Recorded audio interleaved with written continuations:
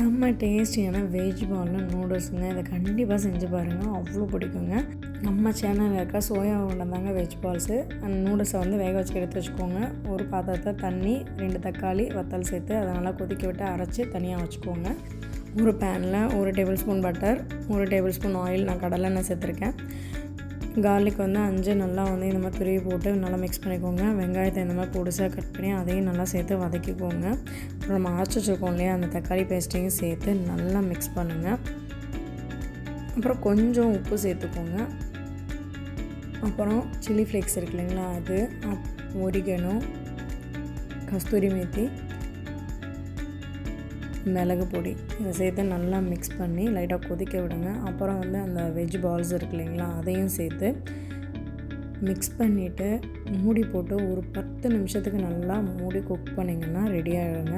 இதில் நம்ம வேக வச்சுருக்கோம் இல்லையா, அந்த நூடுல்ஸை வந்து மிக்ஸ் பண்ணி நல்லா ஒன்று கலந்து வர வரைக்கும் மிக்ஸ் பண்ணிங்கன்னா செம்ம டேஸ்டியான வெஜ் பால் நூடுல்ஸ் ரெடி ஆகிடுச்சுங்க. இதை கண்டிப்பாக ட்ரை பண்ணி பாருங்கள், அவ்வளோ டேஸ்ட்டாக இருக்கும். சின்னவங்கலேருந்து பெரியவங்க வரைக்கும் அவ்வளோ விரும்பி சாப்பிடுவாங்க. கண்டிப்பாக ட்ரை பண்ணி பாருங்கள். பிடிச்சிருந்தால் லைக் பண்ணுங்கள், சப்ஸ்கிரைப் பண்ணுங்கள். தேங்க்யூ.